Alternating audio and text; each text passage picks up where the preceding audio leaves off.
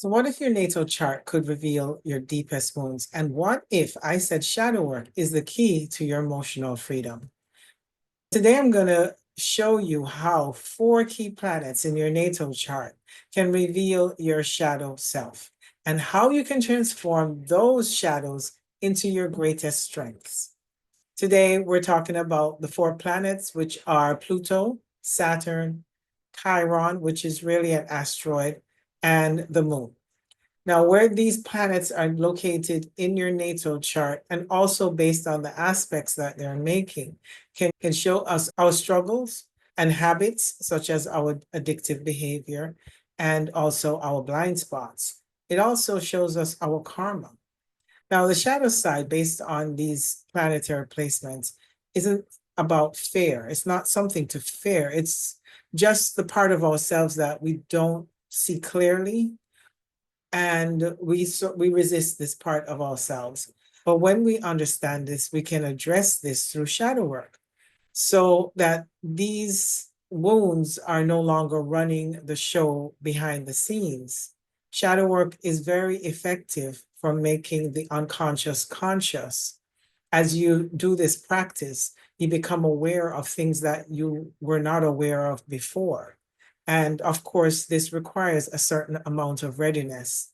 So, welcome to Star Well Astrology. My name is Sharrie, and I'm a Western tropical astrologer. And of course, by now, if you've been watching me, you know that I have a special interest in shadow work. Now, for the past several months, I've been holding a small weekly circle for shadow work, and it's held every Tuesday at 7 p.m. Eastern. And I offer this as a free workshop. It's my gift to you. I love this practice and I love sharing it. If you feel a nudge to do this, just send me an email at starwellastro@gmail.com and I'll let you know how you can join us. So, shadow work isn't about fixing who we are, it's about paying attention to the part of ourselves that we tend to ignore or push away. We reject it because usually it's something that is not so pleasant to look at in ourselves. But shadow work allows us to bring this to awareness so that it can be integrated and therefore healed, no longer controlling your choices from behind the scenes. So, with this in mind, let's break down the planetary placements and how they could indicate your wounds or your unhealed karma.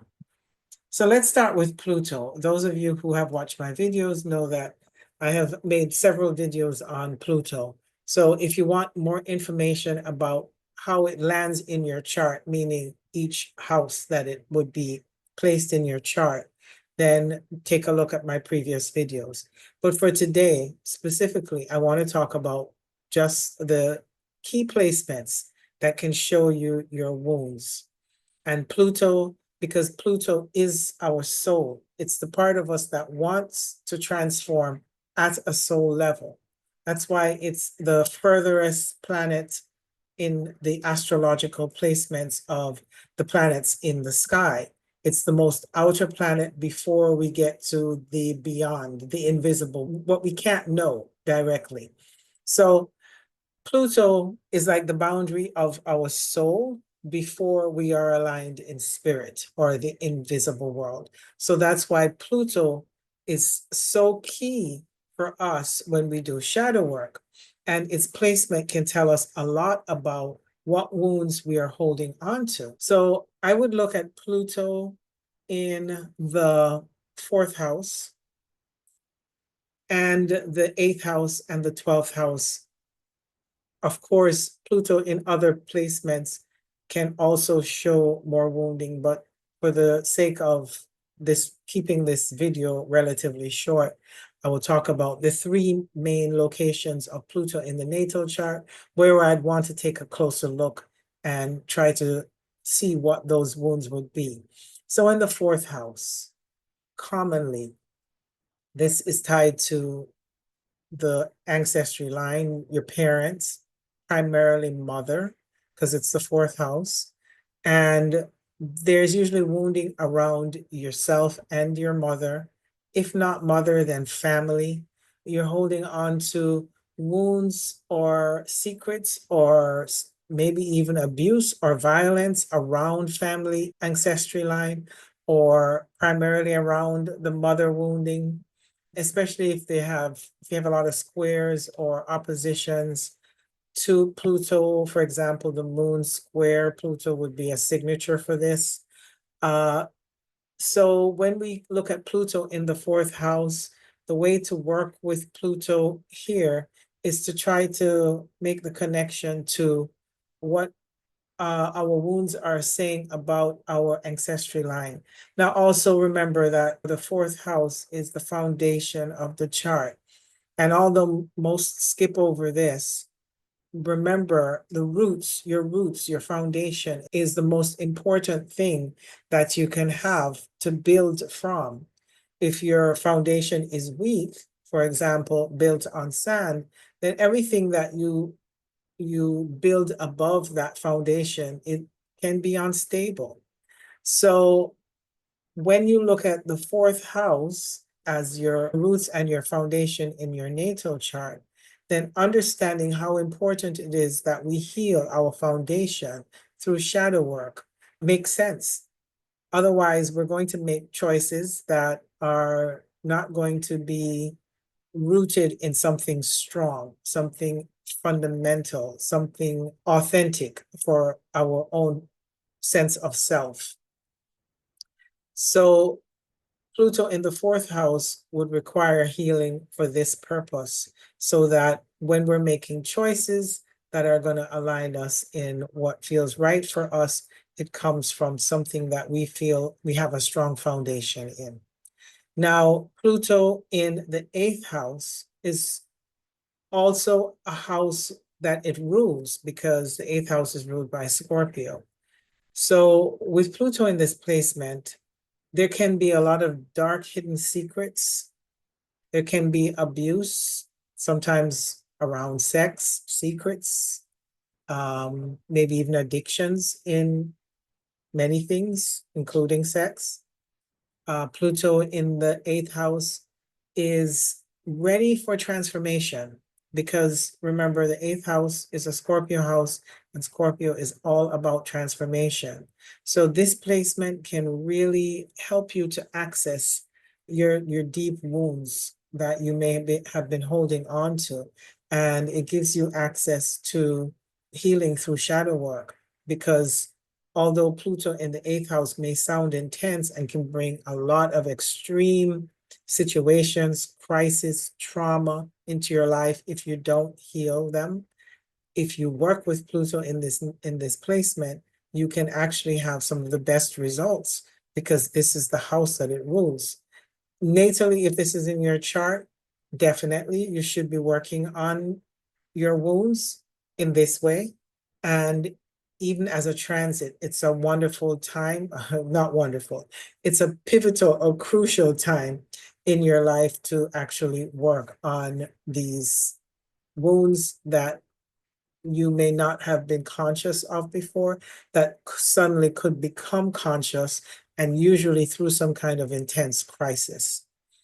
So this is a key indication for shadow work, hands down. Now, the next placement is Pluto in the 12th house. Now, this is a more difficult placement for Pluto, because the 12th house is the unconscious. It's things that we're not necessarily aware of. And also, it could be tied to a past life or even your ancestry line. And so because of that, it's not something that you are readily aware of. And the if it takes you consciously working on your wounds to get access to this 12th house, and being able to be aware enough and ready enough to acknowledge the wounds that you are holding on to. This 12th house also usually holds a lot of childhood wounds, having a parent who is abusive, whether verbally, sexually, physically. Usually when you have Pluto in the 12th house, because it's tied to a past life theme, you're usually repeating some kind of karma from the past life that you're meant to, at some point, become aware of and begin your healing process But like I said, it's not as conscious to us as we may think. So it takes really digging deep, being willing to explore our hidden side and digging really deep into our wounds and tracing it all the way back as far as we can remember, usually to your childhood, that you can get access to healing Pluto in the 12th house. Now, Saturn in the three houses, these are the water houses. And because the water holds the emotional memory, so that's why I'm saying the fourth, the eighth, and the 12th, they're ruled by the water signs. And so water holds our emotions. And I'll give you a brief explanation as to why. And that's because our body is made up of around 70%, a little less than 70% water. And the water in our body is commonly the blood. And blood is what holds our DNA. And our DNA is how we have our cellular memory. Now, cellular memory comes from our ancestry line. We inherit from our bloodline. And that bloodline carries the memory and the signature of our wounding, our talents and gifts too, but those don't bother us. It's our wounds that tend to cause havoc. So the blood stores all of our memories, conscious and unconscious, and it's not stored like in a story. It's still stored in our emotions. So the water's memory is emotional memory. It's the emotional body. So the reason why planets, especially challenging planets like Pluto, Saturn, Chiron, and even the moon, tend to have a stronger tie to emotional wounding. So that being said, let's discuss Saturn in the fourth house. Saturn in the fourth house can be karma around family again, particularly mom. And the karma can leave you feeling responsible for a parent. Somehow you become the caregiver or the parent to your parent, or you become the parent to the entire family and you feel responsible somehow for taking care of them. And you're not even sure why, but somehow this has fallen in your lap. And this could come from Saturn in the fourth house, that heavy duty, feeling responsible and carrying the burden for the family. So you're meant to heal this karma, break that cycle so that it doesn't continue in your next life or through your ancestry line, like I explained, through the blood. So this is something that you can begin to address through shadow work. Now, Saturn in the eighth house is a difficult placement for Saturn because Saturn is very rigid and it has a lot of boundaries. And when it's in the eighth house, it likes to hold on to its secrets, hold on to its addictions, hold on to things that it's conscious of and not conscious of. So it being that Saturn rules karma, and when it's in the eighth house, we tend to resist wanting to heal our wounds or even becoming conscious of them because there could be a wall, a protective wall around you because you don't really want to address this. So breaking down that barrier to get to your wounds can be a lot more challenging with Saturn in the eighth house. There's a lot of resistance. So shadow work, if you're ready, is an option. However, being ready for this is not necessarily easy because wherever Saturn falls, it tends to delay, restrict, and put boundaries around the situation. So getting through um, getting through to facing your wounds could be quite challenging with this placement. Saturn in the 12th house. Saturn here could be linked to karma from your past life, from your family history, from unconscious wounds that you're holding on to. Maybe you had those wounds in your childhood and now you're an adult but you're no longer conscious of them because there's this boundary or restriction around wanting to face those wounds and call up that memory into your reality to face it. So Saturn in the 12th house also can cause delays and restriction around healing deep unconscious wounds from your past or from your family ancestry line. Now, the other way to say this, though, is that where I didn't speak of this when I spoke of each house, but in general, wherever Saturn is, remember Saturn now is the last visible sign before all the other invisible signs, which would be Uranus, Neptune, and Pluto, Pluto being the furthest outer planet that's invisible. Saturn is the last planet that's visible. So Saturn is what keeps us in our world, physical world, because it's the boundary that begins time, where we live in time and space. And Saturn is the sign that keeps us restricted into a timeline and into a linear material life. So healing the karma is you breaking through the boundaries of a cycle that continues repeatedly without your awareness of it. And when you work with Saturn, at first, it keeps you stuck in the cycle, in the loop, because there's resistance and restrictions. But when you are really ready, Saturn is also the planet that gives you the discipline, the determination, and the willingness to face your fears. And that's another thing I didn't mention, but Saturn, especially in the 8th and the 12th house, there could be a lot of fears and phobias, especially around death. When in fact, you do need to face your fears, including of death, because it's a death and rebirth cycle that we're ready for. But Saturn, like I said, when it's helping you, it gives you the mastery, the discipline you need to master and heal what is necessary for your own transformation to happen. So that is the benefit of Saturn in these houses, though difficult, and it tends to come much later in life, not usually in your earlier, more immature years. Now, Chiron in any house shows you the wounding that you're holding on to. So it's hard to say that just 4th, 8th, and 12th would be where your wounds are with Chiron.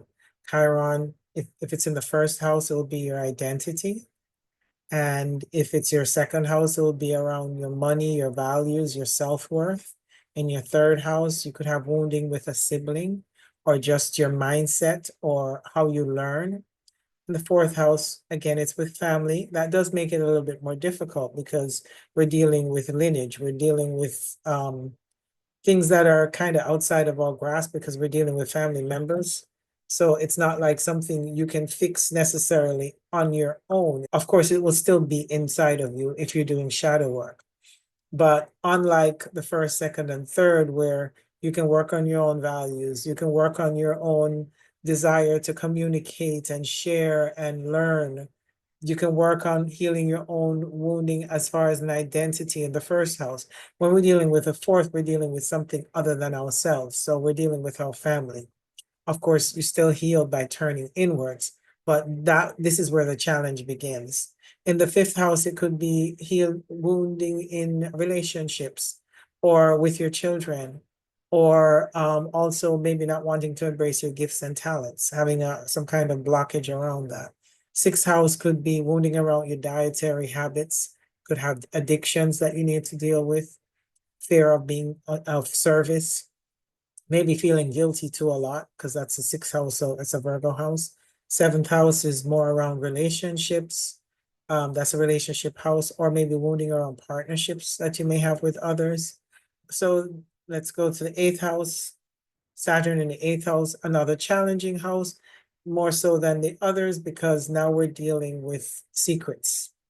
We're dealing with crisis, really deep trauma, deep wounding that we are holding on to and not necessarily wanting to confront.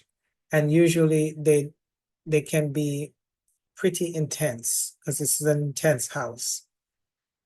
So Chiron in the ninth house would be maybe around religious beliefs or spirituality. You have fears, maybe you had a past life experience of being shunned for what you believe. Now in the 10th house could be definitely your public image, fears around that. Maybe you want to project a certain image and you don't feel capable of that because there's wounding around that. 11th house could be a lot of wounding around friends or groups that you belong to. There's some kind of incongruence with you and the groups of people that you have around you, your network or your friendship groups. And then 12th house, again, 12th house is such a big house. It's a very unconscious house. A lot of the things in this house are hidden and hard to get to.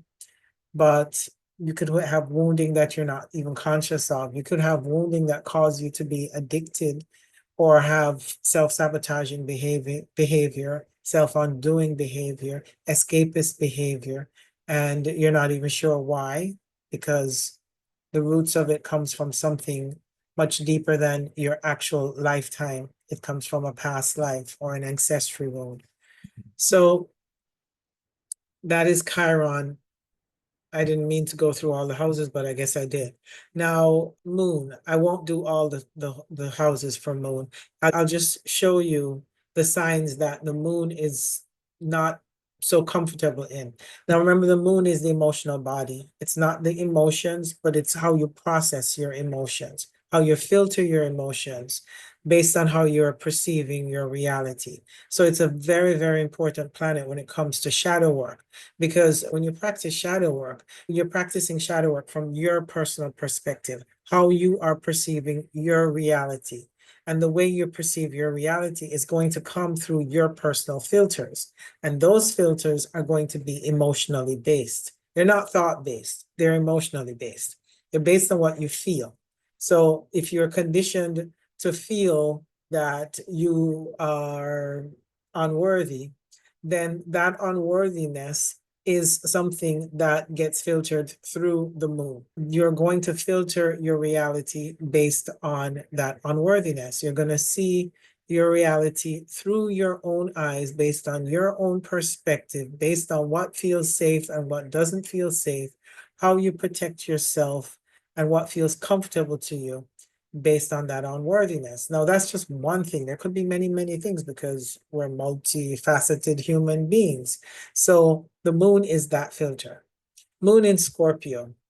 Moon in Scorpio would probably be one of the most difficult placements for the moon because, like I said, it's the emotional body. Of course, Scorpio is an emotional sign, but it's a very protective emotional sign. It's very suspicious. It is always trying to sense things, what feels good, what doesn't feel good. Am I going to be betrayed? And the moon just wants to feel comfortable. It wants to relax. It wants to feel safe and protected. It wants to just breathe. And in Scorpio, you don't really get to breathe because you're so always sensing things out, like sussing things out, like, okay, is that person going to betray me? Should I be suspicious of that thing? So the moon here is not really very happy. Moon in Aquarius.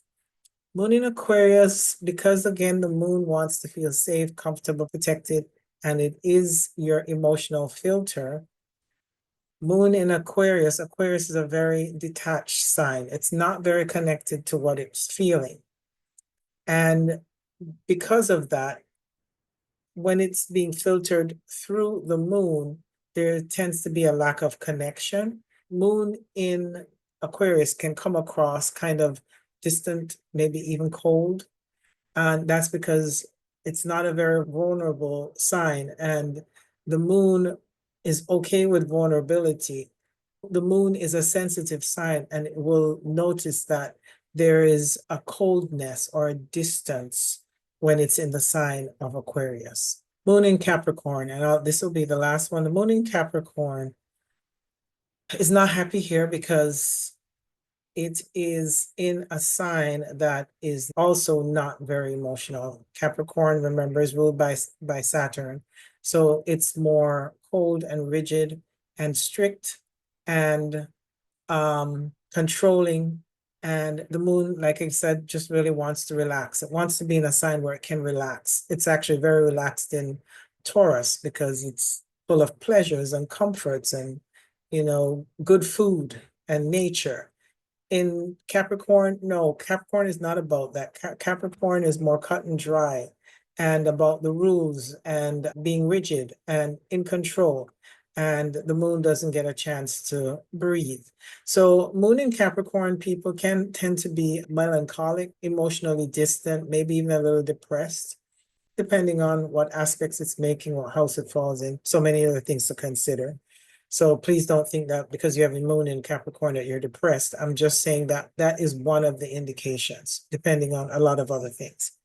So I hope that you got something out of this. I also want to thank you for spending some time with me and to remember that I do offer natal chart readings and one-on-one shadow work coaching, but also to remind you that I do offer a free weekly workshop on shadow work every Tuesday at 7 p.m. Eastern. And if you are interested in joining our little circle where we discuss the practice of shadow work, just send me an email at starwellastro@gmail.com. We do look at charts from time to time. It's not really a major focus of the meeting, but the focus is mostly on the practice of shadow work and your personal experience. I hope you'll consider joining me, and I hope you'll consider joining the shadow work. And if not, at least like and subscribe this video if you enjoyed this content. Thank you and see you next time. Bye.